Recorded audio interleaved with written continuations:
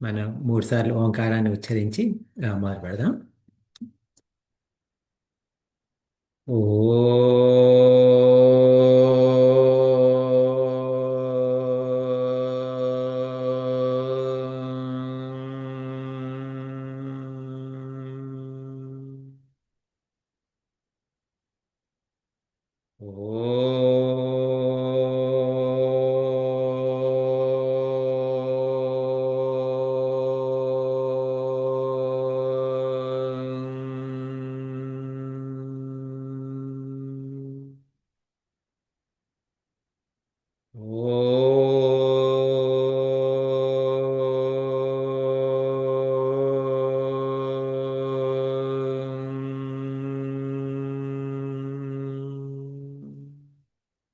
ఓం సహనావతు సహనౌ భునక్తు సహ వీర్యం కరవావహై తేజస్వినావధీతమస్తు మా విద్విషావహై. ఓం శాంతి శాంతి శాంతి. సమస్తజనకల్యాణే నిరతం కరుణామయం నమామి చిన్మయం దేవం సద్గురుం బ్రహ్మవిద్వరం. సద్గురుం బ్రహ్మవిద్వరం. మనం ఆ, అధ్యాత్మ రామాయణం చదువుతున్నాం కాబట్టి దాని మొదటి శ్లోకం, అందులో మొదటి శ్లోకం చదువుదాము. మీరు ఒకరు అన్మ్యూట్ చేసి నన్ను రిపీట్ చేయండి. యః పృథివీ భరవారణాయ దివిజైః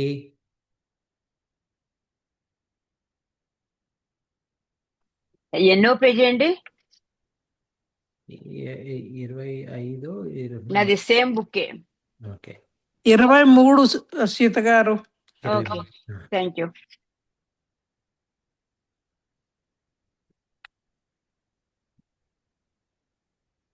యః పృథివీ భరవారణాయ దివిజైః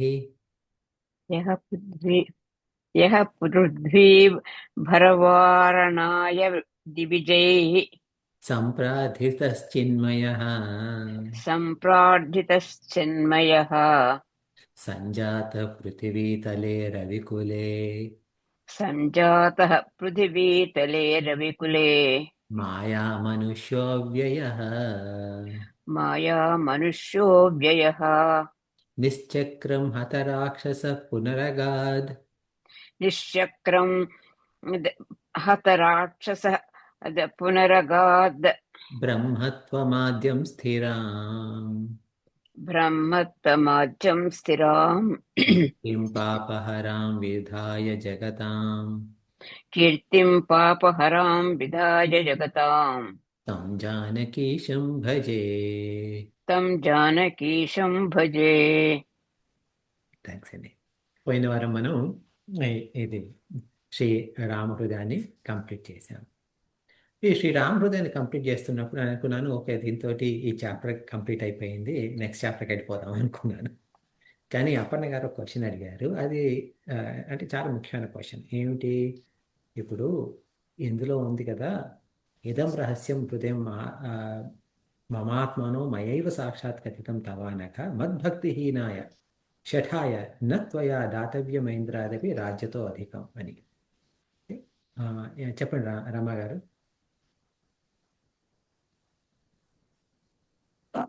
చెప్పండి. మీకు క్వశ్చన్ ఉందా? లేదు లేదు, అది accident. I was trying to lower it అండి. I'm sorry. ఓకే పర్లేదు. Okay yeah okay.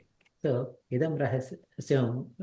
ఈ రహస్యాన్ని ఎవరికి చెప్పకూడదు, ఎవరు పడితే వాళ్ళకి చెప్పకూడదు, ఎవరికి ముఖ్యంగా నా మీద భక్తి లేని వాళ్ళకి చెప్పకూడదు అని, అంటే మోసగాళ్ళకి, వాళ్ళకు మంచి మనసు లేని వాళ్ళకి చెప్పకూడదు అని చెప్పేసి ఉంది. అలాంటప్పుడు మరి మామూలుగా మనకు ఎవరికి మోక్షం ఎలా వస్తుంది? అది అంటే ఇప్పుడు మిగతా వాళ్ళకి ఎట్లా అని ఆ ఉద్దేశంతో మనకు ఆ లైన్లో కొన్ని క్వశ్చన్స్ వచ్చినాయి. సో అందువల్ల మనం దాని తర్వాత శ్లోకాన్ని కూడా కొంచెం చూద్దాం. ఏమన్నారంటే అది 55వ శ్లోకాన్ని చూద్దాం. ముందు 55 తర్వాత 56 2 శ్లోకాలను చదువుకుందాం. ఓకే. ఇప్పుడు 55లో ఏముంది? బ్రహ్మహత్యాది పాపాని బహుజన్మార్జితాన్యపి నశ్యంతేవన సందేహో రామస్య వచనం యథా అని ఉంది. అంటే ఇది చదివిన వాళ్లకు బ్రహ్మహత్యాది పాపాలు, ఓకే, ఎన్నో పాపాలు ఉన్నాయి, అందులో బ్రహ్మహత్యా పాపాన్ని నుండి కూడా, అలాంటి పాపాల నుండి కూడా తొలగిపోతాయని రాముడు చెప్పాడంట. ఉం? అంటే ఈ బ్రహ్మహత్య ఏంటి అనేది ఒక విషయం మనం మాట్లాడుకోవాలి.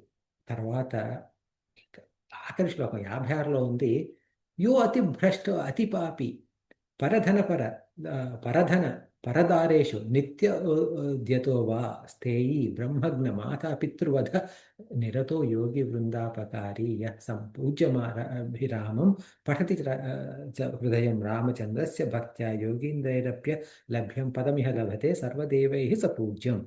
ఇది ఏమన్నారు అంటే, అతి భ్రష్టుడు అంటే ఎవరైతే ఉంటాడో, అతి పాపి మహాపాపి, పరధనం అంటే వేరే వాళ్ళ దొంగతనం డబ్బులు దొంగతనం చేసేవాడు, లేక పరదార అంటే వేరే వాళ్ళ భార్యను దొంగతనం చేసేవాడు, స్థేయి అంటే మళ్ళీ దొంగనే, ఓకే, బ్రహ్మజ్ఞం, ఓకే, అంటే అంటే బ్రహ్మను అదే అంటే మళ్ళీ బ్రహ్మత్య అని వచ్చింది కదా, ఇది కూడా బ్రహ్మజ్ఞం అని వచ్చింది ఇక్కడ, ఓకే, మాతాపితృ వధ, ఓకే, అంటే మా తల్లిదండ్రులను చంపిన వాడైనా కానీ సరే, అంటే ఎలాంటి పాపాలు చేసిన వాడైనా సరే, వాళ్ళు దృఢ నిశ్చయంతో కనుక రామచంద్రుని పూజించి రామహృదయాన్ని పాటిస్తే వాళ్ళు కూడా మోక్షాన్ని పొందుతారు. సో ఇప్పుడు ఈ 2 శ్లోకాల్లో చూడండి, అంటే ఇప్పుడు ఎలాంటి వాడైనా కానీ ఈ రామహృదయాన్ని చదువుకొని మోక్షాన్ని పొందుతారని ఉంది. ఆ పైనేమో ఇది చెడ్డ వాళ్ళకి ఇవ్వకూడదని ఉంది. మరి దానికి దీనికి మనం ఎలా రీకన్సైల్ చేస్తాము అనేది క్వశ్చన్.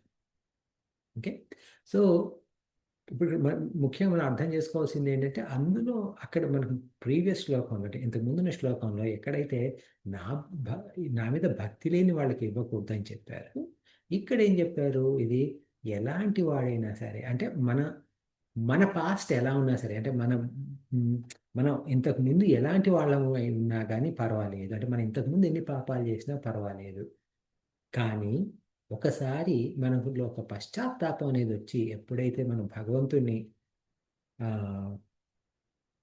కాళ్ళ దగ్గరికి వెళ్తామంటే భగవంతుడికి మనం సరెండర్ అవుతామో అప్పుడు మన పాపాలన్నీ కొట్టుకుపోతాయి అనేది ఒక ప్రథమ విశేషం.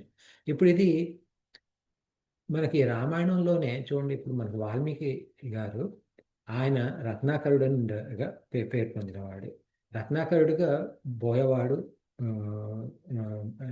తర్వాత అనేక అంటే ఇప్పుడు దారి దోపిడీలు చేసి అందరిని చంపినవాడు. అలాంటి వాడే రామ అనే పదం కూడా నాకు చదవడం కుదరదు అంటే నారదుడానికి మరా అని చెప్పారు, మరా అని చదువు చాలు అని.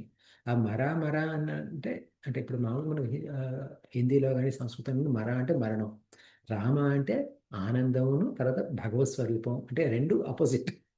ఓకే, ఆ మరా అన్న దాంతో ఆయన చదువుతూ ఆ మరా అనే రామ అయింది. ఆ రామనామంతో ఆయన అంటే ఆయన సాధించింది లేకుండా పోయింది. ఆయన మొదటి భారతీయ సాహిత్యంలోనే మొదటి ఆది కవిగా పేరు పొందారు.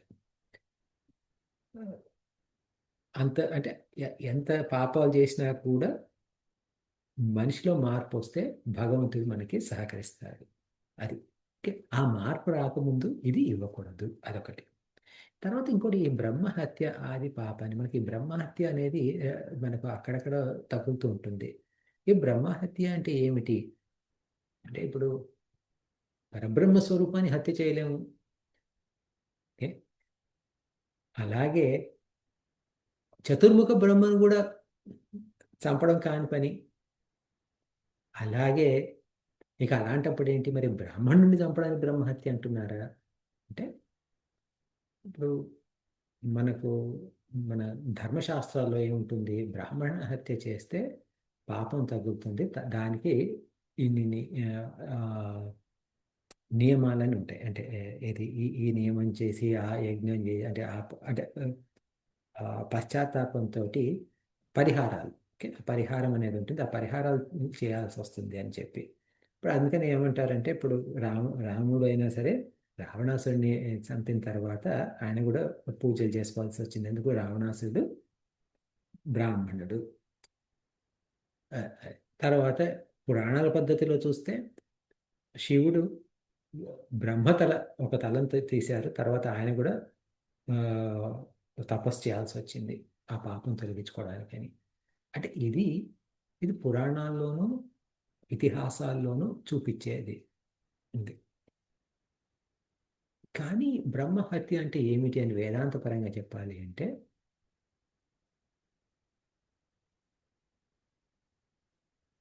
మనం అందరం మన సస్వరూపం బ్రహ్మస్వరూపం. మనం పరమాత్మ యొక్క స్వస్వరూపం మనం. అంటే నా సస్వరూపము పరబ్రహ్మ. కానీ ఆ పరబ్రహ్మను నేను తొలగించి నాలో నేను ఈ శరీరాన్ని, నేను ఈ మనిషిని, అంటే నేను ఈ మనిషిని అంటే ఇప్పుడు మీరు ఎప్పుడు మనలో ఎవరు కూడా నేను ఈ శరీరాన్ని అనుకోము. ఏమనుకుంటాము? నా పేరు వెంకట్ అనుకుంటాము. ఉం? వెంకట్ అని పెట్టింది ఈ శరీరానికి కదా పేరు. లేకపోతే నేను ఇంజనీర్ అనుకుంటాను. ఏంటది? ఈ శరీరం చదువుకున్నదే కదా. అట్లా లేకపోతే నేను ఈయన గారి కుమారుణ్ణి, ఈ ఈ ఈవిడ భర్తని, ఈ పిల్లలకి తండ్రిని, ఈ అని అలా మనం రిలేషన్షిప్స్ అవన్నీ చూసుకుంటాము. చుట్టరికాలు కానీ బాంధవ్యాలు కానీ అన్నీ.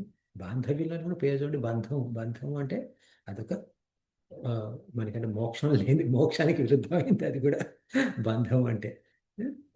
ఇలాంటి మనం బంధాలన్నీ పెట్టుకొని వాటితోటి ఈ శరీరాన్ని మనం డిఫైన్ చేస్తాం. ఏంటి? ఇది నేను అని.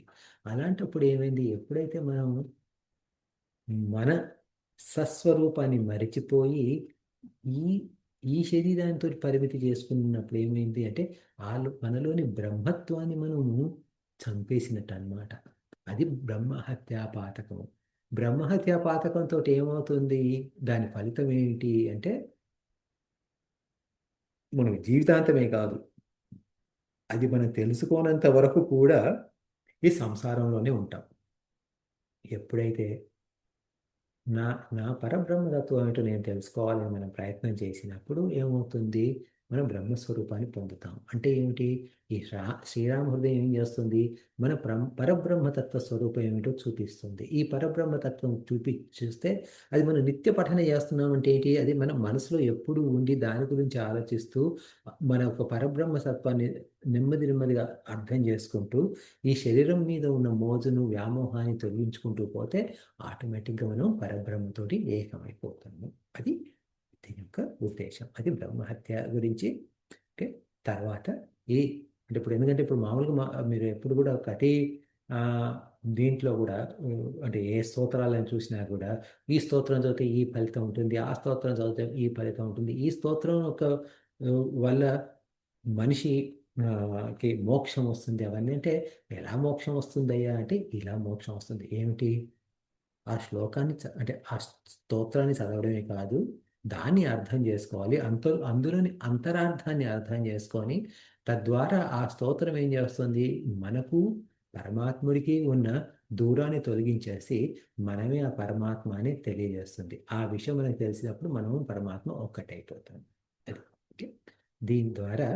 దీంతో మనకు ఇది శ్రీమద్ ఆధ్యాత్మ రామాయణే ఉమామహేశ్వర సంవాదే బాలకాండే శ్రీరామహృదయం నామ ప్రథమ సర్గ. మొదటి అధ్యాయం పూర్తి చేశాం. ఇప్పుడు మొదటి సర్గ. ఇప్పుడు ద్వితీయ సర్గ, రెండవ సర్గలో వెళ్తున్నాం.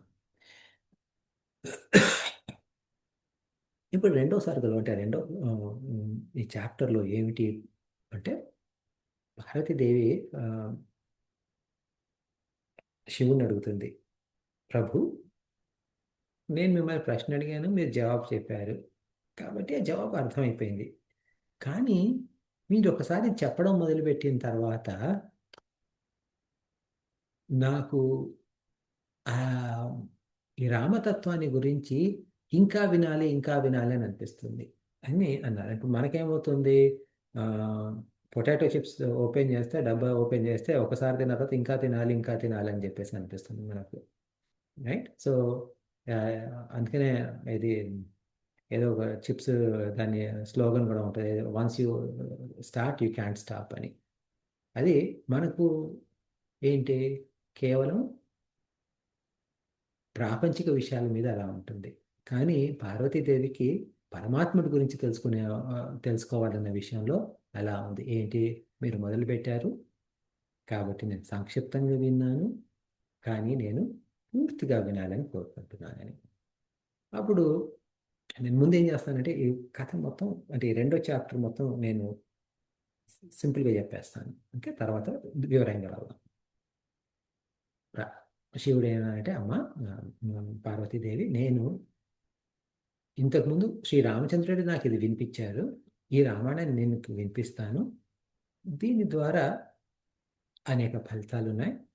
ఒకరోజు భూదేవి ఈ రావణాసురుడు వీళ్ళందరూ పరిపాలిస్తుంటే ఆ బాధ భరించలేక దేవతలు అందరితో కలిసి బ్రహ్మలోకానికి వెళ్ళింది. బ్రహ్మకు చెప్తే బ్రహ్మ కూడా ఆలోచించి సరే అని చెప్పేసి విష్ణుమూర్తి దగ్గర తీసుకెళ్లారు. విష్ణుమూర్తి దగ్గరికి వెళ్ళి వీళ్ళందరూ స్తుతి చేశారు. ఆయన గొప్పతాన్ని చూసి స్తుతి చేసి బ్రహ్మ అడిగారు, ఏంటి ఇలా ఇది జరుగుతుంది ప్రభు, కాబట్టి మీరు సహాయం చేయండి. అక్కడ స్తోత్రం కూడా ఉంది. ఓకే, స్తోత్రం నేను ఇంకా చెప్పలేదు ఇప్పుడే. ఓకే, అప్పుడు శ్రీహరి ఏమన్నారు బ్రహ్మతోటి, సరే నీకేం కావాలి,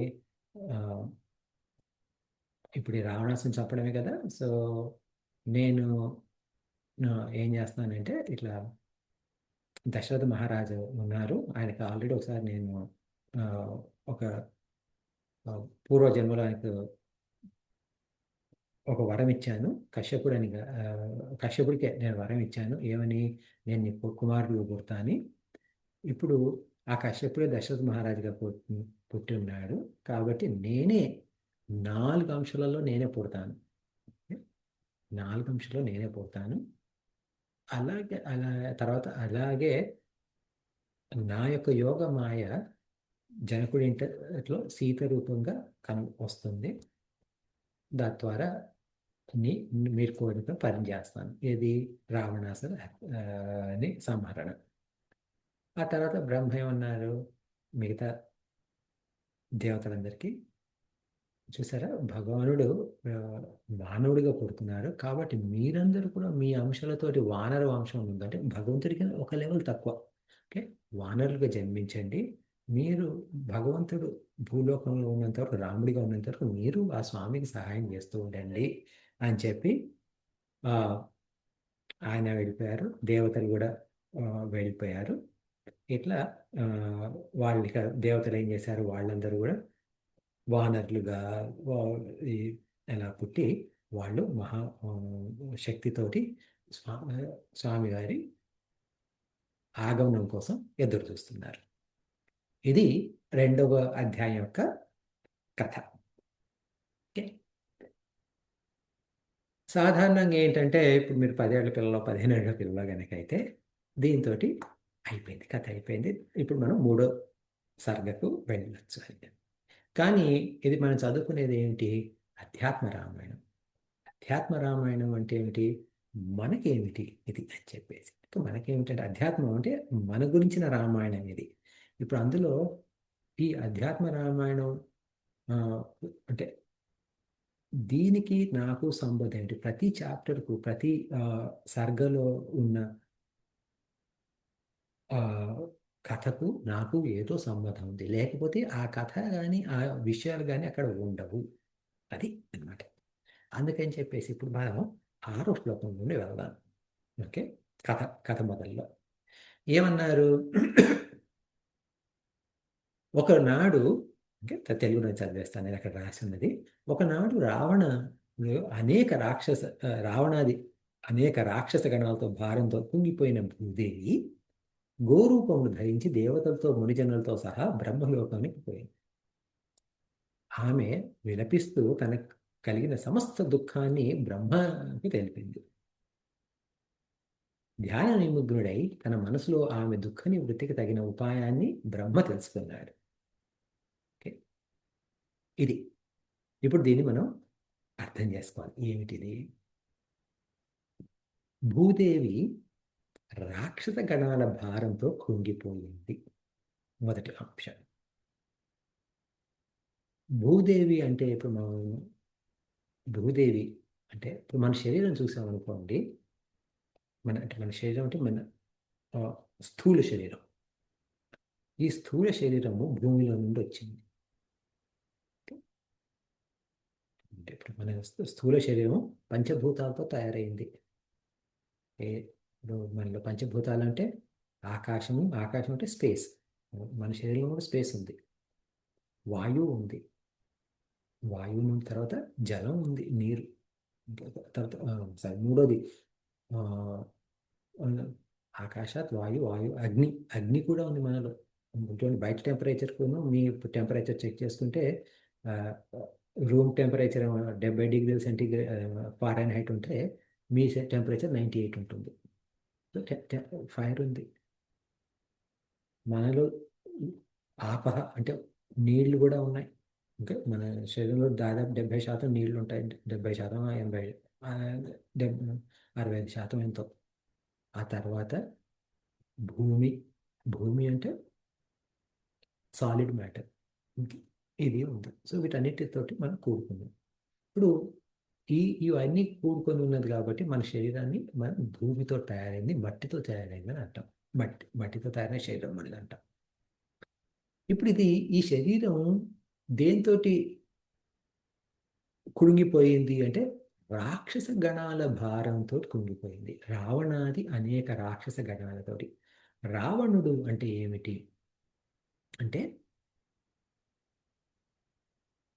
రాతి ఇది రావణ అంటే ఏంటంటే ఏదైతే మనకు ఆ, ఒక ఒక రకమైన ఎగ్జైట్ చేస్తారో, ఓకే, ఎగ్జైట్ అంటే తెలుగు దాని పదం గుర్తు రావట్లేదు. ఎగ్జైట్ ఏదైతే చేస్తారో అది రావణ అనమాట. అంటే ఏమిటిది? మన 10 ఇంద్రియాల్లో నుండి కూడా, అంటే 10 ఇంద్రియాలు అంటే పంచ కర్మేంద్రియాలు, పంచ జ్ఞానేంద్రియాలు. వాటన్నిటిలో నుండి కూడా మనకు ఒక చూడగానే, ఈ కళ్ళు ఇటు చూడగానే ఇది కావాలంటుంది, ఈ ముక్కు ఇటు ఈ వాసన చూడగానే ఇది కావాలంటుంది, లేకపోతే ఇది విని దాని ప్రకారం ఇది చేసుకోవాలంటుంది, ఇది లేకపోతే ఇట్లా 5 పంచ ఇంద్రియాలు, జ్ఞానేంద్రియాలు మనం ఏదో చూస్తున్నాం అన్నీ కావాలంటున్నాం. మన పంచ కర్మేంద్రియాలు కూడా వాటికి ఇష్టం వచ్చినట్టు చేస్తూ ఉంటున్నాయి. అలా చేస్తా అని చెప్పినప్పుడు ఏమవుతుంది అంటే ఆ 10 ఇంద్రియాల నుండి ఏదైతే ఎగ్జైట్మెంట్ ఇట్లా బయటకు వస్తుందో, అంటే ఎగ్జైట్మెంట్ అంటే మంచి ఎగ్జైట్మెంట్ కాదు ఇది, నాకు ఇది కావాలి అనే ఆత్రత, ఓకే, ఇది కావాలి, చూసిందల్లా కావాలి అని చెప్పే దాని వెనుక పరిగెత్తే లక్షణం ఏదైతే ఉందో అది. అందుకని చెప్పేసి రావణాసుడికి 10 తలలు పెట్టింది. ఏది? 10 కర్మేంద్రియాలు, 10 జ్ఞానేంద్రియాలు. ఇప్పుడు చూడండి, రావణాసుడి తల ఒకటి కట్ చేస్తే ఇంకో తల వచ్చింది. అంటే ఏమిటి? అట్లాగే మనం ఒక కోరిక తీర్చేసుకోగానే ఇంకో కోరిక పుడుతుంది అనమాట. అది ఉద్దేశం. సో దాంతో ఎట్లా అంటే మన శరీరం అట్లా విచ్చలవిడిగా ఎప్పుడైతే మన మనసులో, అంటే మన మనసు మన కంట్రోల్ లేకుండా శరీరం ఎప్పుడైతే విచ్చలవిడిగా అవుతుందో శరీరం కృంగిపోతుంది. అప్పుడు గోరూపం ధరించి, గో అంటే ఏమిటి? ఇంద్రియాలు, ఓకే, ఇంద్రియాల ద్వారా దేవతలు అంటే ఇప్పుడు మన పంచ అంటే ఇప్పుడు మన శరీరంలో ఈ అన్ని అంటే అన్ని ఇంద్రియాలకు ఒక అధిష్టాన దేవత ఉంటారు. అంటే 10 ఇంద్రియాలకు ఇప్పుడు కళ్ళకు అధిష్టాన దేవత సూర్యుడు, ముక్కుకు అశ్విని దేవతలు, ఓకే, నోటికి వరుణుడు, అట్లా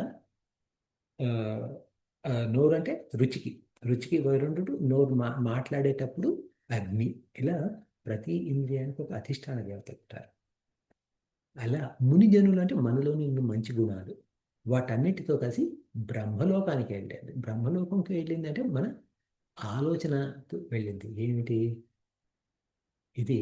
ఈ దుఃఖం నాకు మంచిది కాదు, అంటే ఇప్పుడంటే నేను చేసే పని నాకు మంచిది కాదు, కాబట్టి నేను ఏదో అంటే నాలో మార్పు రావాలి.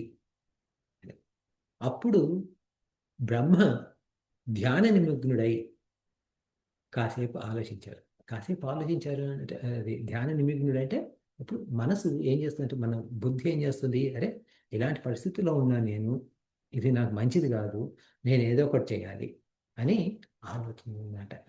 ఆలోచించి ఏం చేశారు? వాళ్ళంతా కలిసి ఈ పరబ్రహ్మ అయిన శ్రీహరి దగ్గరికి వెళ్ళారు. పరబ్రహ్మ అయిన శ్రీహరి అంటే మనలోని అంతరాత్మ. ఓకే, ఈ అంతరాత్మని ఎలా చెప్పారు? ఎందో శ్లోకంలో చెప్పారు. ఓకే, తతః స్ఫురత్ సహస్రాంశ సహస్ర దృశప్రభ అభిరాశిధరి ప్రాచ్యాం దిశాం వ్యపన యం స్తమః. ఓకే, సో ఇది ఈ పరమాత్ముడు ఎలా ఉన్నాడు అంటే వేల కొలది సూర్యులతోటి సమానంగా ఉన్నాడు అని ఉంది. వేల కొలది సూర్యులతో సమానంగా ఉన్నారు అంటే ఏమిటి? అంటే మనలో అంతరాత్మలో అన్ని వేల సూర్యులు ఉన్నారా అని. ఓకే, అంటే అంతరాత్మలో అన్ని వేల సూర్యులు ఉన్నారు అంటే వేల కొలది సూర్యులు ఉన్నారు అని కాదు అక్కడ అర్థం. ఏమిటి అంటే ఎప్పుడైతే మనలో ఆ ఆత్మతత్వం ఉంటుందో అప్పుడే ఆ ఆ ఆ ఆత్మ యొక్క తత్వం యొక్క వెలుతురులోనే మిగతా అన్ని మనకు కనబడతాయి. ఎప్పుడైతే అది లేదో మనకి ఏది కనబడదు. ఓకే, ఎట్లా అంటే ఇప్పుడు మనము మామూలుగా బయటికి వెళ్ళామనుకోండి, సూర్యుడు కనబడ్డాడు. సూర్యుడు కనబడ్డప్పుడు ఏమైంది? మనకు ఆ సూర్యుడిని మనం చూసినా లేకపోయినా కానీ సూర్యకాంతిలోనే మనం అన్ని చూస్తాం. సూర్యకాంతి లేనప్పుడు ఏం చేస్తాము అంటే లైట్ వేసుకొని చూడాలి. చంద్రకాంతిలోనూ లైట్ వేసుకొని చూడాలి. కానీ ఏ లైట్ లేకపోతే, ఏ వెలుతురు లేకపోతే మనం ఏమీ చూడలేము. ఓకే, ఇప్పుడు ఒక ప్రశ్న. మనం నిద్రపోతున్నాం. నిద్రపోతున్నప్పుడు ఒక కళ వచ్చింది. ఆ కళలో ఆ, మీరు ఒక కారులో బయటికి వెళ్ళారు, షాపింగ్కి వెళ్ళారు, ఏవో కూరగాయలు కొనుక్కొని వచ్చారు. ఇంతే చాలు. ఓకే, ఇప్పుడు మీరు ఆ కళలో కారులో బయటికి వెళ్ళి కూరగాయలు కొనుక్కొని వచ్చారంటే కళలో ఆ వెలుతురిచ్చింది ఎవరు? ఓకే, ఎందుకంటే ఇప్పుడు బయట సూర్యుడు లేడు, బయట చంద్రుడు లేడు, బయట లైట్లు లేవు. ఎందుకంటే మీరు కళ్ళు మూసుకొని తిరుగుతున్నారు. ఓకే, బయట వెలుతురు ఏది అక్కడ రాలేదు. అలాంటప్పుడు ఏ వెలుతురులో మీరు అవన్నీ చూశారు అంటే ఏమిటి? బయటే కాకుండా మన లోపల కూడా ఒక వెలుతురు ఉంది. ఆ వెలుతురులోనే, ఆ వెలుతురు మూలంగానే ఈ మిగతా వెలుతురంతా కనబడుతుంది అన్నది అర్థం అన్నమాట. అది అంటే ఇప్పుడు మరి బయట కాంతిని ఇప్పుడు మామూలుగా ఏంటి అంటే ఇప్పుడు ఆ, మనం ఒక విషయాన్ని చూడాలనుకోండి, దానికన్నా అంటే అంటే ఒక వస్తువుని చూడాలనుకుంటే దానికి వెలుతురు లేకుంటే ఆ వస్తువుని చూడలేదంటే దానికన్నా ఎక్కువ వెలుతురున్న వస్తువులోనే దాన్ని చూడగలుగుతాము. అలాగే నేను సూర్యకాంతిని చూస్తున్నాను అంటే సూర్యకాంతి కన్నా గొప్ప అయిన వెలుతురు నాలో ఉండబట్టే నేను సూర్యకాంతిని నేను చూడగలుగుతున్నాను అన్న ఉద్దేశం చూపించడానికి అని చెప్పేసి వేల కొలది సూర్యులు అని చెప్పేసి చెప్పారనమాట. అలాంటి మన పరబ్రహ్మ స్వరూపాన్ని ఇప్పుడు ఏమన్నారు అంటే పుణ్యహీనులు దర్శింపలేని దుర్లభమైన ఆ శ్రీహరి స్వరూపాన్ని బ్రహ్మ కూడా మిక్కిలి కష్టంతో ఎటులనో చూడగలిగాను. అంటే ఏమిటి? ఈ మన మనలో ఉన్న అంతరాత్మ, అంటే మనలో ఉన్న అంతరాత్మ అంటే మన సత్స్వరూపము మన బుద్ధికి కానీ మనసుకు కానీ అందదు. ఓకే? ఈయన ఎలా చూశారు అంటే ఎప్పుడైతే అంటే ఇప్పుడు ఏమంటాము పరబ్రహ్మతత్వ స్వరూపాన్ని ఎవరికి అంటే మన మనోబుద్ధికి అందదు. ఎందుకు? అది నిర్గుణము, నిరాకారము. నిరాకారం అంటే ఎలాంటి ఆకారము లేనిది నిరాకారము. అందువల్ల పరమాత్మ స్వరూపాన్ని చూడడం కుదరదు. దేనితోటి? మన కళ్ళతోటి కానీ, చెవుతోటి కానీ, ముక్కుతోటి కానీ అలా అంటే ఫీల్ అవ్వడం కానీ అలాంటిది కుదరదు. అలాగే ఇది గుణాలకు అతీతం కాబట్టి ఎలాంటి గుణము లేదు కాబట్టి ఇది పరబ్రహ్మ స్వరూపం అంటే ఇది అని చెప్పలేము కాబట్టి మనోబుద్ధులకు కూడా అందదు. అలాంటి నిర్గుణ నిరాకార స్వభావాన్ని ఎలా చూడగలుగుతాము అంటే మన వేదాల ఉపనిషత్తుల జ్ఞానం ద్వారా మనం దాన్ని కొంత అనుభవించగలుగుతాము. అది ఆ ఉద్దేశాన్ని ఇక్కడ చూపిస్తున్నారు. ఏంటి? బ్రహ్మ అతి కష్టం మీద కొంచెం చూడగలుగుతున్నాడు అని. అట్లా అయిన తర్వాత ఇప్పుడు మనం అంటే నేను కొన్ని కొన్ని విషయాలు చెప్పుకుంటూ వస్తున్నాను అనమాట ఇందులో. ఇప్పుడు ఇప్పుడు ఈ అధ్యాత్మ రామాయణంలో ఒక అందమైన ఫీచర్ ఏంటంటే, ఒక మంచి ఫీచర్ ఏంటంటే, దాదాపు ప్రతి అధ్యాయంలో మనకు అంటే మన పోయిన దాంట్లో శ్రీరామగీత చదువుకున్నామే, అలా ఏదో ఒక స్తోత్రం ఉంటుంది. ఆ స్తోత్రం కేవలం ఓ భగవంతుడా నువ్వు గొప్పవాడి ఏది చిన్నప్పుడు గోడల మీద రాసిండే క్రిస్టియన్ సేయింగ్స్ తెలుగులో, నీవు ఉత్తముండవు నేను పాతకుండవు అని చెప్పేసి. ఓకే, సో నేను ఓ భగవంతుడా అని చెప్పి అట్లా అలా ఏది నీవు గొప్పవాడివి నేను సేవకుడను కాదు, అది కాదు. దానిలో ప్రతి దాంట్లో కూడా ఒక వేదాంత పరమైన అర్థం ఉందన్నమాట. ఏంటది? ఎప్పుడు ఇందులో చూద్దాం. బ్రహ్మోవాచ ఏమని చెప్పారు? నతోస్మి తే పదం దేవ ప్రాణబుద్ధీంద్రియాత్మభి యచ్చింతే కర్మపాశాత్ ధృతి నిత్యం ముముక్షుభి. అంటే ఇప్పుడు మీరు అందులో చదువుకోవచ్చు, మీరు 14వ శ్లోకం మీరు మీ దగ్గర బుక్స్ ఉంటే. ఓ దేవా, కర్మపాశం నుండి ముక్తి అవ్వడం కోసం ముముక్షువులు తమ ప్రాణము బుద్ధి ఇంద్రియాలు మనస్సు చేత నిత్యం మిమ్మల్ని ధ్యానించరు. అట్టి మీ చరణాల విందంలో నేను నమస్కరిస్తున్నాను. అంటే ఏమిటి? అంటే ఇదేమిటిది అంటే మనము ముముక్షులమే కదా. అంటే ముముక్షు అంటే ఏమిటి? ముందు ముముక్షువు అంటే మోక్షాన్ని కోరుకునేవాడు ముముక్షువు. ఇప్పుడు మీరందరూ ఉదాహరణ సాయంత్రం ఇంట్లో కుటుంబంతో ఏదో ఆ, అంటే మామూలుగా మాట్లాడుకోవడం, అందరు కలిసి డిన్నర్ చేయడం అలాంటివి చేయకుండా ఇలా వచ్చి కూర్చున్నారు అంటే ఏమిటి? మోక్షాన్ని కోరుకుంటూనే కదా వచ్చింది. అందుకని మనం అందరం కూడా ముముక్షుల కిందకే వస్తాం. అంటే ముముక్షుతో అంటే తక్కువ ఉందా ఎక్కువ ఉందని తెలియదు, కానీ అంతో ఇంత ఉండబట్టే మనం ఇక్కడికి వచ్చాం. ఈ ముముక్షులు ఎలా అంటే ముక్తి కోసం వాళ్ళు ఏం చేస్తున్నారు అనేది మనం చేయాలి కదా.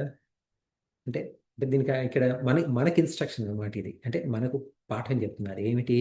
మన ప్రాణం, బుద్ధి, ఇంద్రియాలు, మనసు తోటి మనం ధ్యానించుకోవాలి.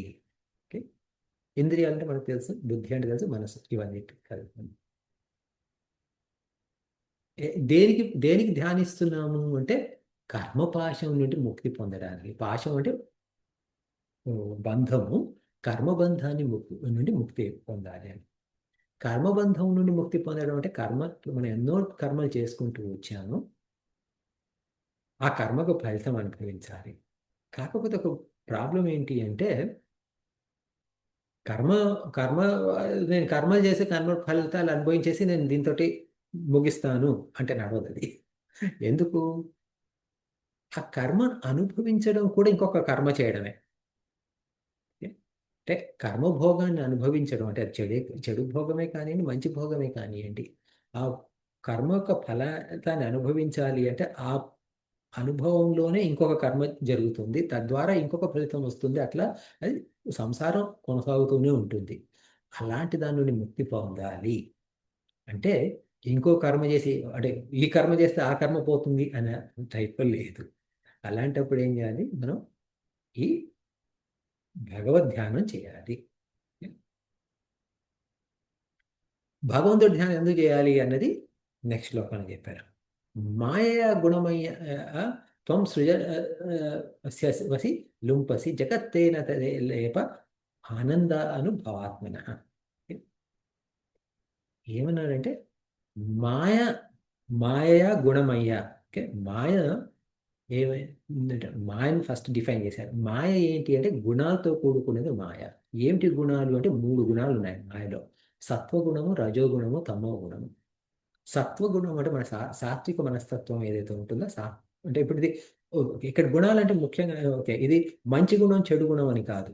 ఓకే, అంటే ఈ ఈ వీళ్ళ గుణం మంచిది కాదు, వాళ్ళ గుణం మంచిది, అలాంటి గుణం గురించి కాదు ఇక్కడ మాట్లాడేది. ఈ గుణము అంటే ఏమిటంటే సత్వము అంటే దేని ద్వారా అయితే మనకు విద్య లభిస్తుందో అది సత్వము.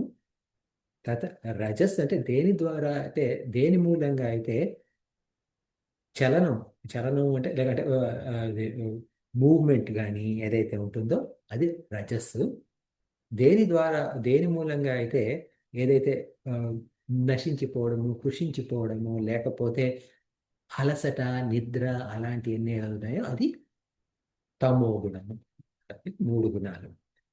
ఈ ప్రపంచం, మాయా ప్రపంచం ఏదైతే ఉందో మన అంటే మన ఆ, ఈ వ్యావహారిక ప్రపంచం ఏదైతే ఉందో ఇదంతా కూడా మాయతోటి తయారైందనమాట. ఓకే, అది త్వం సృజస్య వసి. ఓకే, ఇక్కడ ఒక పదం ఉంది, ఇక్కడ సృజన అని ఉంది. ఓకే, సృజన అంటే ఏంటి అంటే ఇంగ్లీష్లో చెప్పాలి అంటే ఎగ్జాక్ట్ ట్రాన్స్లేషన్ వచ్చేసి ప్రొజెక్షన్. ఓకే, సృజన అంటే ప్రొజెక్షన్. ఇది సృజన అంటే క్రియేషన్ కాదు, కానీ ప్రొజెక్షన్. ఓకే, ఏంటి, ఈ మాయ ద్వారా ప్రపంచాన్ని ప్రొజెక్ట్ చేయడం జరిగింది, అంటే దాన్ని సృజించడం జరిగింది. అంటే ఇప్పుడు సృజ్ అంటే ఏమిటి అంటే అది సంస్కృతంలో ధాతు, సృజ్ ధాతుకు అర్థం ఏంటి అంటే ఇలా విసిరేయడం అనమాట. అంటే ఇట్లా తోయడం, ఇట్లా వేయడం. అంటే ఇప్పుడు ఆ, అందువల్ల ఇది సృజన అంటే ప్రొజెక్షన్, క్రియేషన్ కాదు. ఓకే, మన ఆ, ఇప్పుడు అద్వైత వేదాంతం ప్రకారమే కానివ్వండి, ఇప్పుడు అధ్యాత్మ రామాయణం ప్రకారమే కానివ్వండి, ప్రపంచాన్ని సృష్టించలేదు, ప్రపంచాన్ని సృజన జరిగింది అన్నది మీరు గుర్తుపెట్టుకోవాలి. కానీ ఇప్పుడు ఈ ఆ, ఏంటి, మన మాటల్లో, సాధారణమైన మాటలు మనం ఏం చెప్తాము, ఉత్పత్తి, పాలన, లయం అని అన్నారు, పర్వాలేదు. కానీ మీ మనసులో అర్థం చేసుకోవాలి, ఉత్పత్తి అంటే ఇక్కడ నిజంగా క్రియేషన్ కాలేదు, నిజంగా సృష్టి జరగలేదు, ఇది కేవలం ప్రొజెక్షన్ అని అర్థం చేసుకోవాలి. ఉం? ఇలా ఈ పరబ్రహ్మ స్వరూపం ఏదైతే ఉందో మాయ ద్వారా ఈ ప్రొజెక్ట్ అయింది ఈ జగత్తు. కానీ ఆ జగత్తులో ఉత్పత్తి జరుగుతుంది, పాలన, లయము అంటే సృష్టి, స్థితి, లయ జరుగుతుంది.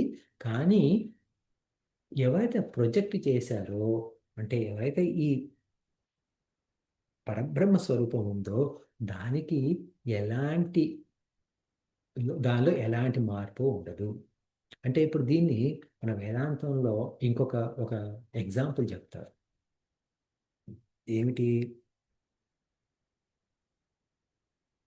చీకట్లో ఉన్నప్పుడు, అంటే చీకటి కాదు పూర్తి, అంటే మిడుగురు చీకటి అంటామే, అంటే సగం చీకటి ఉంది, ఇంకా అంటే సాయంత్రం అయింది, ఇంకా చీకటి పడలేదు. ఆ టైంలో ఒక తాడు, అంటే ఇప్పుడు అట్లా గడ్డిలో ఒక తాడు ఉంటే అది మనకు సరిగ్గా కనబడకపోతే దాన్ని మనం పాము అనుకోవచ్చు. దీన్ని రజ్జు సర్పభ్రాంతి అని అంటాం. అనుకున్నప్పుడు ఆ పామును క్రియేట్ అయిందా, అంటే పామును సృష్టి జరిగిందా, పామును సృజించామా? ఓకే? పాము పాము యొక్క సృజన జరిగింది కానీ పాము సృష్టించలేదు. ఓకే, ఒకటి.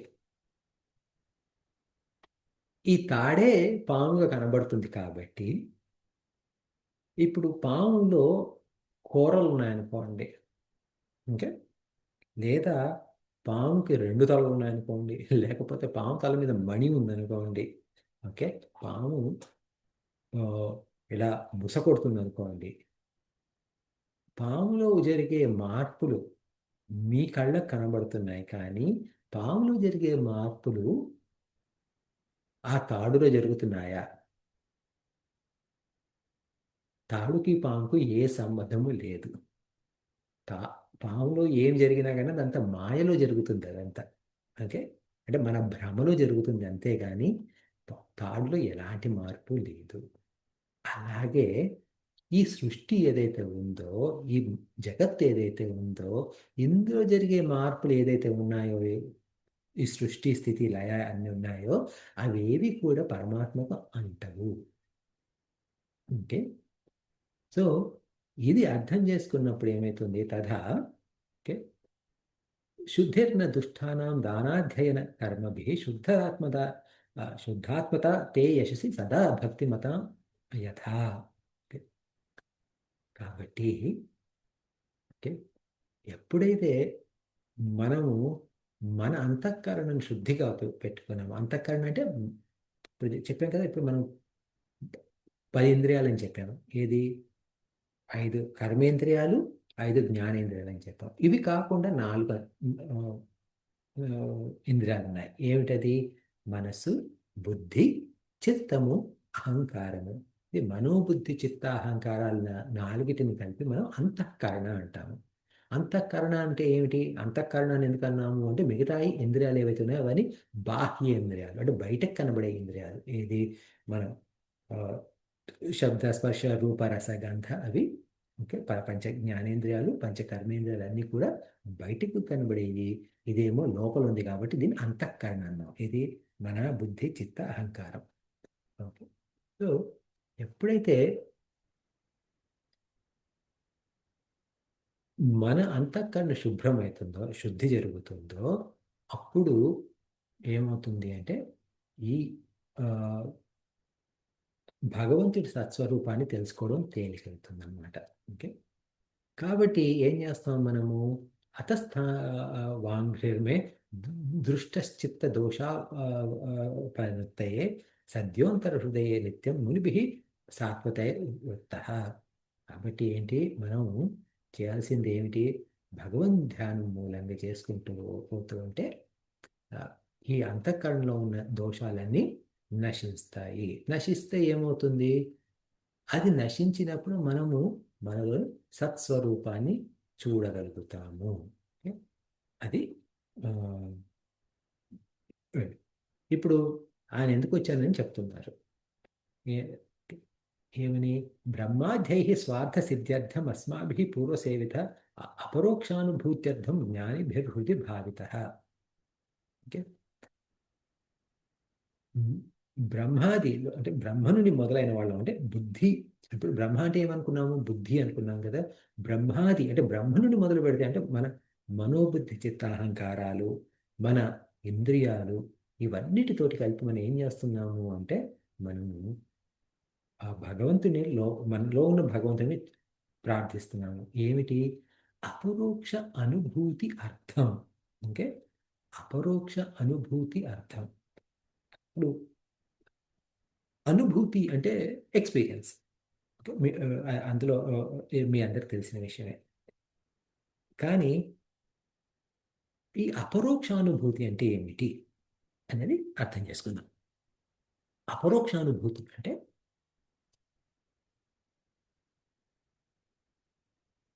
ప్రత్యక్ష అనే పదం వింటారు అందరూ. ఓకే, ప్రత్యక్ష అంటే ఏమిటి?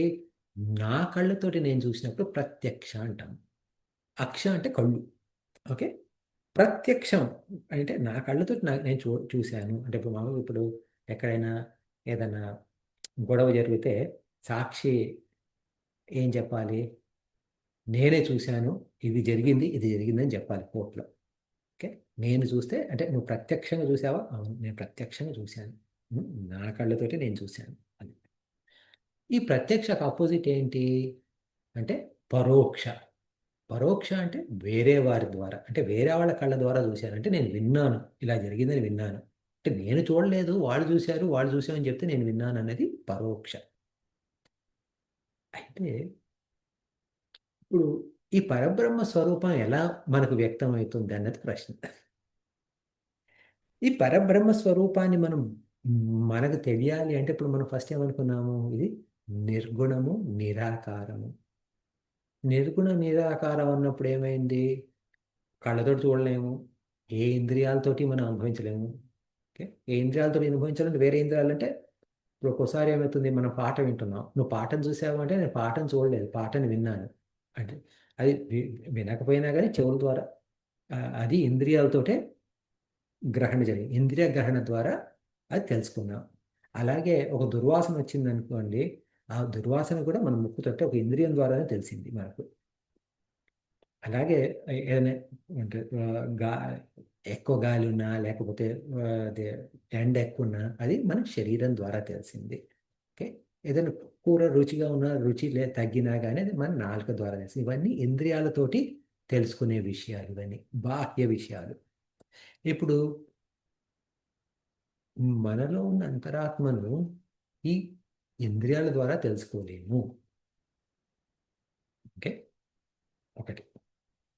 పోనీ మన బుద్ధి చిత్తహంకారాలతో తెలుసుకోగలుగుతామా అంటే వాటితోటి కూడా తెలుసుకోలేము. ఓకే, ఎందుకంటే నిరాకారము ఇప్పుడు ఆకారం లేదు అంటే కేవలం రూప ప్రకారమే ఆకారం లేదని కాదు, శబ్దపరంగా ఆకారం లేదు, ఓ, స్పర్శపరంగా ఆకారం లేదు, రసపరంగా ఆకారం లేదు, అట్లా అర్థం చేసుకోవాలి. ఓకే, అలాగే నిర్గుణ కాబట్టి ఇలా ఉంటాడు, అలా ఉంటాడు, ఇది చేస్తారు, అది చేస్తారని చెప్పలేము పరబ్రహ్మ స్వరూపాన్ని గురించి. అలాంటప్పుడు ఏ ఇంద్రియాల ద్వారాను మనం తెలుసుకోలేనప్పుడు ప్రత్యక్షంగా మనం భగవంతుణ్ణి చూడలేము. First point. పోనీ అలాంటప్పుడు పరోక్షంగా చూడొచ్చా అంటే వేరే వాళ్ళ ద్వారా చెప్పింది వినొచ్చా అంటే వేరే వాళ్ళ ద్వారా చెప్తే వినొచ్చు. అంటే ఇప్పుడు మామూలుగా ఏం చెప్పారు, అది ఇప్పుడు మన గురువులంతా మన గురు పరంపర మొత్తం మనకి చెప్పుకుంటూ వస్తున్నారు, నీలోనే పరబ్రహ్మ ఉన్నాడు, నీలోనే పరబ్రహ్మ ఉన్నాడని. అది పరోక్షంగా విన్నాము, కానీ నాకు తెలీదు. నాకేం కావాలి, నాకు నా సొంత అనుభూతి కావాలి. ఏంటి? పరబ్రహ్మ స్వరూపం యొక్క సొంత అనుభూతి నాకు కావాలి. అది ఎలా జరుగుతుంది అంటే పరోక్షంగా వద్దు, ప్రత్యక్షంగా కావాలా? ప్రత్యక్షంగా కాదు. మరి ఎలా? అందుకని చెప్పేసి ఇక్కడ అపరోక్ష అనుభూతి అన్నారు. అపరోక్ష అనుభూతి అంటే పరోక్షంగా కాకుండా ఇంకో రకంగా ఈ అనుభూతి సంపాదించవచ్చు. అది ప్రత్యక్షము కాదు, పరోక్షము కాదు. ఎలా? ఇప్పుడు మనం అనుకున్నాం కదా, ఏది ఒక వస్తువుని చూడాలనుకోండి, ఇదిగోండి ఈ వస్తువు ఇది ఏంటి అని అంటే, ఓ ఇది వాచి అని చెప్పడానికి మీకు కళ్ళు అవసరం పడ్డాయి. అలాగే ఈ పాటను ఎవరు పాడారు అని అడిగితే అది విని, ఓ ఇది ఎంఎస్ సుబ్బలక్ష్మి పాడింది కాదు, కాదు ఎస్ జానకి పాడింది అని చెప్పాలి అంటే చెవులు కావాలి. ఇప్పుడు మనలో ఉన్న పరబ్రహ్మ స్వరూపాన్ని తెలుసుకోవాలి అని అంటే పరబ్రహ్మ స్వరూపాన్ని వదిలేయండి. ఇప్పుడు మీరు ఒక నిమిషం అందరూ, అంటే ఒక నిమిషంగా 10 సెకండ్లు 15 సెకండ్లు ఈ ప్రశ్నని అడిగే వరకు కళ్ళు మూసుకోండి అందరూ. కళ్ళు మూసుకొని, నాకు అందరు ఎందుకు స్క్రీన్లో కనబట్టలేదు, హోప్ఫుల్లీ అందరు కళ్ళు మూసుకొని ఉంటారు. కళ్ళు మూసుకున్నారు కదా. ఇప్పుడు ఒక ప్రశ్న అడుగుతాను, దానికి జవాబు ఎలా తెలుస్తుంది మీకు అనేది మీరు ఆలోచించండి. మీరున్నారా? ఇది నా ప్రశ్న. మీరు ఉన్నారా అనేది నా ప్రశ్న. దాని మీ జవాబు ఎలా వస్తుంది? మీరు కళ్ళు మూసుకొని ఉన్నారు, మీరున్నది లేని మీకు ఎలా తెలుస్తుంది? కళ్ళు తెరవచ్చు ఇప్పుడు. ఓకే, మీరు ఉన్నారన్న విషయం మీకు తెలుసు, అందరికీ తెలుసు. అది తెలియాలంటే ఈ 5 కర్మేంద్రియాలు కానీ 5 జ్ఞానేంద్రియాలు అవసరం కానీ పడిందా? లేదు. పోయి మనసు, బుద్ధి, చిత్త, అహంకారాలు అవసరమైన పడిందా? అది అవసరం పడలేదు. కానీ నేను ఉన్నాను అన్న విషయం మాత్రం మీకు తెలుసు. అంటే ఓకే, సో నేను ఉన్నానన్న విషయం తెలియాలి అంటే ఈ 14 ఇంద్రియాలు అవసరం పడలేదు.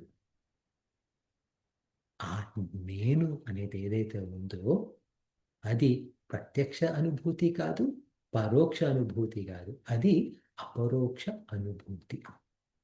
ఆ అపరోక్ష అనుభూతి ఏదైతే ఉందో ఆ అపరోక్ష అనుభూతి ఏంటి? మీ సత్స్వరూపాన్ని తెలుసుకోవడం ఆ అపరోక్ష అనుభూతి అన్నారు. అది ఇప్పుడు నాకేంటది? నేను ఉన్నానని నాకు తెలియాలి అంటే నాకు వేరేది ఏం అవసరం లేదు, నాకు అపరోక్ష అనుభూతి ఉంది. ఆ నేనే ఈ పరబ్రహ్మ స్వరూపాన్ని తెలుసుకోవడం ఆధ్యాత్మికపరమైన అపరోక్షానుభూతి. అంటే ఎప్పుడైతే ఈ అపరోక్షానుభూతి జరుగుతుందో ఆ జీవి జ్ఞాని అవుతాడు. జ్ఞాని అంటే ఆ జీవికి జీవన్ముక్తి లభిస్తుంది అన్నమాట. ఆ జీవన్ముక్తి లభించాలి అని చెప్పేసి మన భావన. దానికి ఏం చేస్తున్నాము? తవాంఘ్రి పూజ నిర్మాల్య తులసీమాలయా విభో స్పర్ధతే వక్షసి పదం లబ్ధ్వాపి శ్రీ సపత్నివత్. ఇది ఈ శ్లోకాన్ని అర్థం చూశారనుకోండి, అది కొంచెం లక్ష్మీదేవిని కించపరిచినట్టుగా ఉంటుంది. ఏమిటి? ప్రభు లక్ష్మీదేవి మీ వక్షస్థలాన్ని తన స్థానాన్ని పొందింది. అయినప్పటికీ మీ చరణాన్ని పూజించు సమయాన్ని సమర్పించబడిన తులసిమాలను చూసి ఆ దేవి సవతిని చూసిన దాని వల్ల పోటీపడి అసూయ పొందుతుంది. ఓకే. అంటే ఇది తులసిమాల గొప్పదనం. ఇప్పుడు మామూలుగా ఇంకేముంది, తులసిమాల చాలా గొప్పది, తులసి ఆకులు గొప్పవి, తులసిమాల గొప్పది అని ఒక రకంగా అర్థం చేసుకోవచ్చు. కానీ ఇక్కడ ఏమిటిది విషయం ఏమిటి అంటే, సంస్కృతం శ్లోకంలో ఏముంది, అది పూజ నిర్మాల్యం అని ఉంది. ఇంకా అక్కడ ఆ నిర్మాల్యం అనే పదం ఇది ఈ ట్రాన్స్లేషన్లో లేదు. తవాంఘ్రి పూజ నిర్మాల్య. ఓకే. ఈ నిర్మాల్యం అంటే ఏమిటి అంటే, భగవంతుడికి సమర్పించింది ఓకే. కాసేపటి తర్వాత ఎప్పుడైతే అది అంటే, ఇప్పుడు మామూలుగా ఏం చెప్తామంటే, ఒక వస్తువు ఉందనుకోండి, అంటే ఇప్పుడు ఒక పువ్వే తీసుకోండి. ఇప్పుడు ఈ పువ్వును తీసుకొని అంటే ఒకళ్ళు తలలో పెట్టుకున్నారు. పెట్టుకున్న తర్వాత కాసేపటి ఆ రాత్రి తర్వాత, ఒక రోజు తర్వాత అది కుమిలిపోతుంది, నలిగిపోతుంది. అది అప్పుడు దాన్ని ఏమంటాం, మలినమైంది అని అంటాం. మరి భగవంతుడికి అర్పించినా కూడా అది మలినమవుతుంది కదా. అవును, అవుతుంది. అంటే అది అప్పుడు కూడా కుమిలిపోతుంది, నలిగిపోతుంది అంత.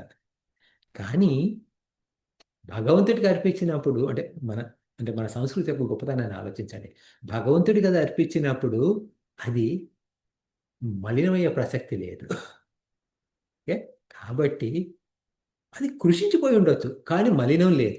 ఆ ఉద్దేశంతో చెప్పాలని ఏం చేసాము అంటే, మనము భగవంతుడికి అర్పించింది అది కుమిలిపోయినా నలిగిపోయినా ఏం చేసినా దాన్ని నిర్మాల్యం అంటాం తప్ప మలినం అనం. ఓకే. అది అంటే మన భక్తిలో ఉన్న పరాకాష్ట. ఈ నిర్మాల్యం తులసి మాల ఏమిటి ఇదంటే, భగవంతుడికి ఏం అర్పిస్తాము. ఇప్పుడు నేను మీ ఇంటికి వచ్చాను. వచ్చి మీ ఇంట్లో ఫ్రంట్లో వచ్చాను. వస్తే అక్కడ అది మీ ఒక బుక్ ఉంది. ఓకే. అధ్యాత్మరామాయణ బుక్కే ఉంది. ఓకే. అధ్యాత్మరామాయణ పుస్తకాన్ని తీసుకొని మీకు, ఇదిగోండి మీకు ఇది కానుకగా ఇస్తున్నాను అని అనుకోండి, ఎలా ఫీల్ అవుతారు?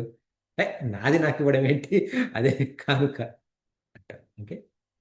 మరి భగవంతుడికి ఏమి అర్పిస్తాం మనం?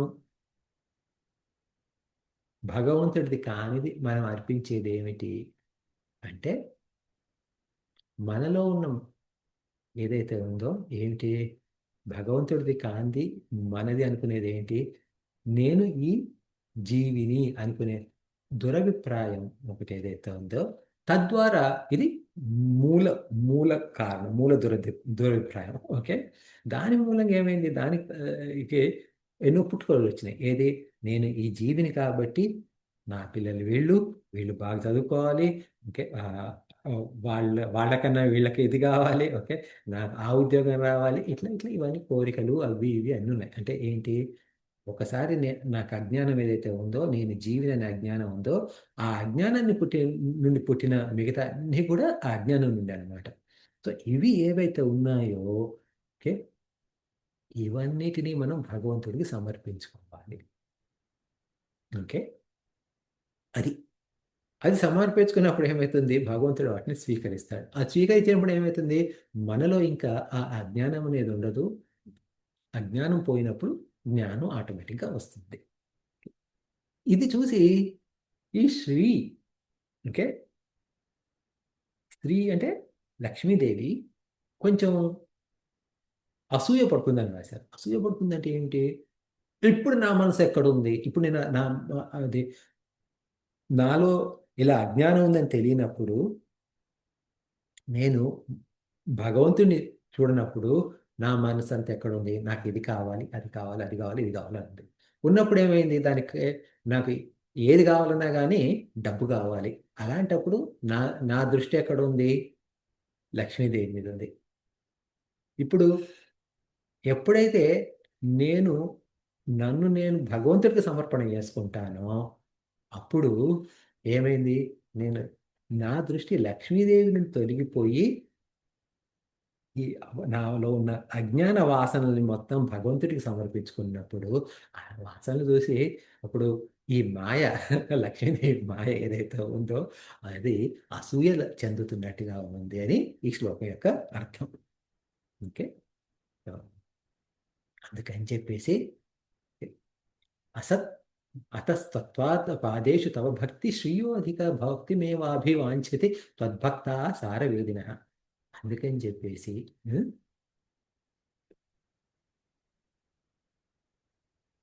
మీ ఏమన్నారు, మీ చరణ కమలమును ప్రేమించని భక్తుల ఎడల గల మీ ప్రేమ లక్ష్మీదేవి అందరి ప్రేమ కంటే కూడా గొప్పది.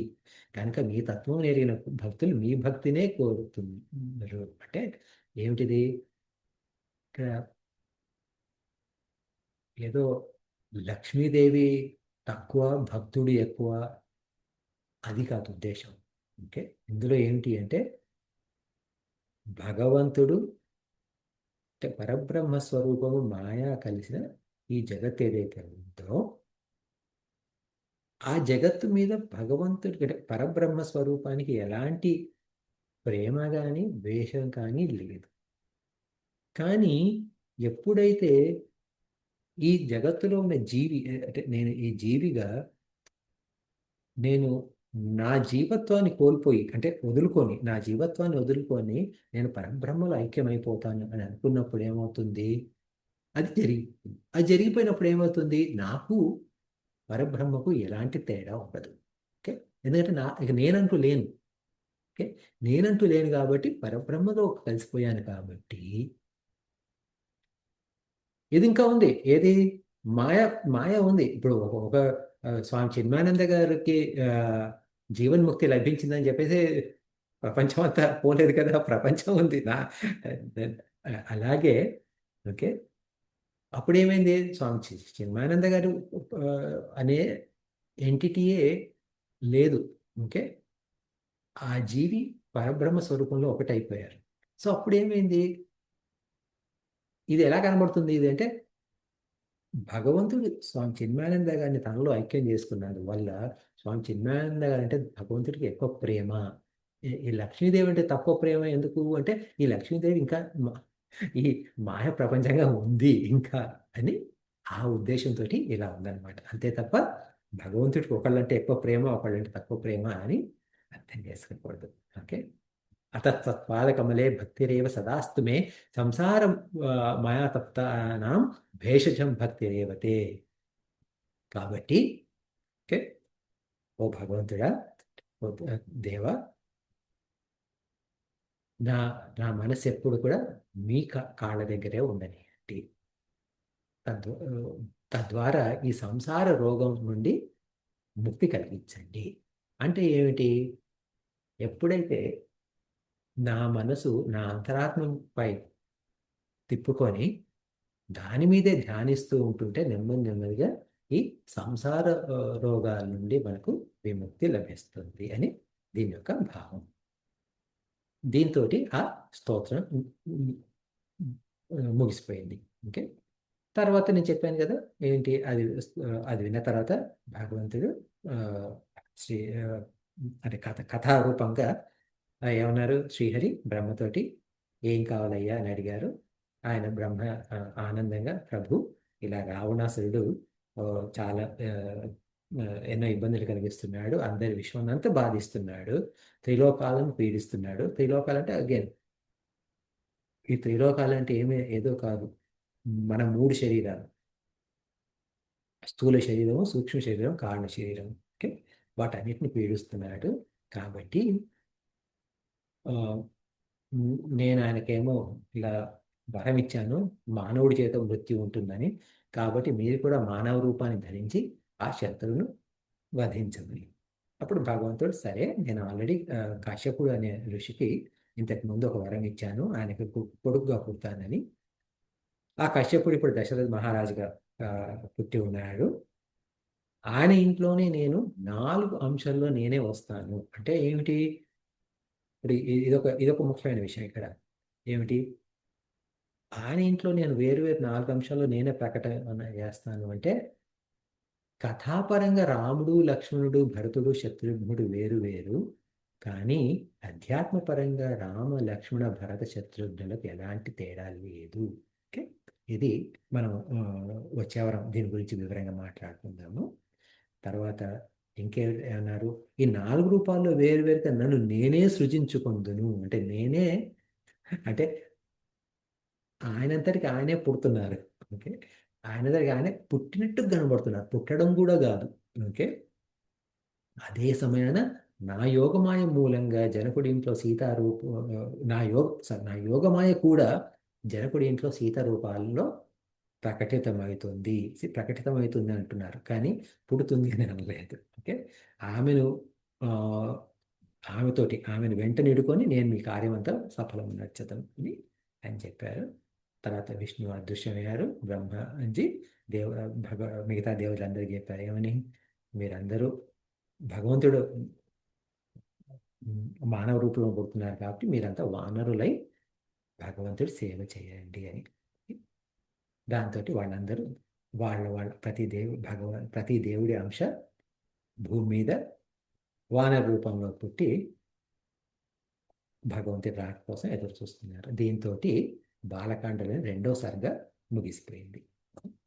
సో దీంతో మనం ఇక్కడ ఆపేద్దాము. ఏదైనా ప్రశ్నలు ఉంటే చెప్పండి.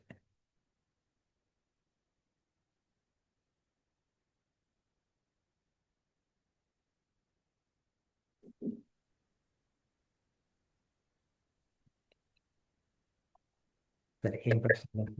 సారీ, ఏం ప్రశ్న లేకపోతే మనం ముగిద్దాం. నమస్కారం అండి. ఒక ప్రశ్న ఉంది నాకు. చెప్పండి. యోగమాయ, నా యోగమాయ వస్తుందంటే ఆవిడ మహాలక్ష్మీదేవి ఆయన యోగమాయ అంటారు. అవునండి, యోగమాయ అంటే ఇప్పుడు మీరు రవిశంకర్ గారిని అడిగేది అదే ఆయన వైఫ్ అండి, సత్యవాణి. నేను ఇద్దరం కలిపి ఇక్కడే వింటుంది. ఓకే ఓకే సరే, ఓకే సరే, ఓకే. నా యోగమాయ అండి. యోగమాయ. సో ఈ యోగమాయ అంటే ఏమిటి, త్రిమూర్తులు అంటే ఎవరు అనేది మనం పని చేద్దాం. వచ్చే వారం మీరు ఈ ప్రశ్నను కొంచెం గుర్తుపెట్టుకొని మళ్ళీ అడగండి. వచ్చే వారం స్టార్ట్ చేసేటప్పుడు నేను ఈ త్రిమూర్తులు మాయ అనే దాని గురించి కొంచెం ఎక్కువ అంటే ఇప్పుడు ఈ లక్ష్మి, పార్వతి, సరస్వతి, ఈ ముగ్గురు దేవతల గురించి, త్రిమూర్తుల గురించి కూడా మనం అంటే వేదాంత పరంగా కొంచెం మాట్లాడుకొని అప్పుడు 3వ అధ్యాయం మొదలు పెడదాం. ధన్యవాదాలు. మంచిదండి. ఉంటాయి సార్. నమస్తే అండి. నేను ఒక ప్రశ్న అడగచ్చా? తప్పనిసరిగా అండి. ఇప్పుడు మీరు చెప్పారు ఈ దేవతలందరూ వానరుల రూపంలో రమ్మని భగవంతుడు ఆదేశం ఇచ్చారు. ఇప్పుడు మీరు చెప్పినప్పుడు ఈ ఆధ్యాత్మికంగా మన శరీరంలో భగవంతుడు ఉన్నాడు అని మీరు పోలికతో అన్ని చెప్పారు కదా. అప్పుడు మరి ఈ వానరులు అన్నది మనకి ఎలా అన్వయించుకోవాలి, మనలో ఎలా అన్వయించుకోవాలి? అప్పుడు అంటే పరమాత్మ అన్నది మీరు చెప్పారు ఎలా ఎలా అన్వయించుకోవాలి అన్నది. మరి ఈ వానరులు అన్నది అవి దాన్ని ఎలా అన్వయించుకోవాలి? అంటే ఆ శక్తులు కూడా మనకు ఇచ్చే ఉంటారు కదా అన్న దృక్పథంతో అడుగుతున్నాను. సో వానర అనేది కూడా అది అంటే అగైన్ అంటే ఇది దీని గురించి కూడా అంటే ఇప్పుడు వానర అనే దాని వ్యుత్పత్తి అవన్నీ మనం వచ్చేవారం వివరంగా చూద్దాము. అయితే ప్రస్తుతం ఇమ్మీడియట్గా ఆన్సర్ చెప్పాలి మీకు అంటే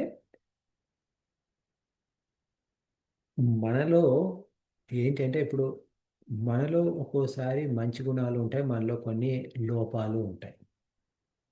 ఓకే, ఇప్పుడు మీరు ఇంగ్లీష్లో ఒక సేయింగ్ వినుంటారు. ఏమిటి అంటే మన వీక్నెసెస్ను కూడా మనం వాడుకోవచ్చు. ఏది మన స్ట్రెంగ్త్గా వాడుకోవచ్చు అని. ఓకే. సో అలాగే ఇప్పుడు ఇది కూడా ఏమిటి అంటే మ్, మనలో ఇప్పుడు ఎట్లా అంటే ఇప్పుడు మామూలుగా మన అందరిలో లోపాలు ఉన్నాయి. ఓకే. అంటే లోపాలు ఉన్నాయి, తప్పులు ఉన్నాయి, రెండు వేరు వేరు. ఓకే. లోపం అంటే నాకు ఈ శక్తి అంటే నాకు ఈ పని చేసే శక్తి లేదు, అది నాలో లోపము. ఇది నాకు చేయడం ఇష్టం లేదు, అది దోషము. ఓకే. ఈ దోషమేమో రాక్షసత్వము, ఈ లోపమేమో వానరత్వం. అంటే నరుడికి ఒక స్టెప్ తక్కువ కాబట్టి. ఓకే. ఓకే.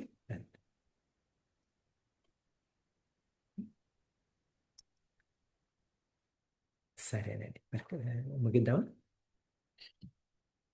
ఓ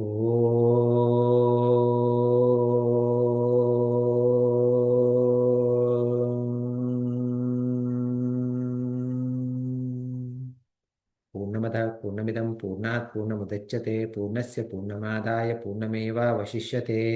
ఓం శాంతి శాంతి శాంతి. హరి ఓం శ్రీ గురుభ్యో నమః. హరి ఓం. థ్యాంక్స్ అండి. ఆచారం కలుద్దాము. థ్యాంక్ యూ అండి.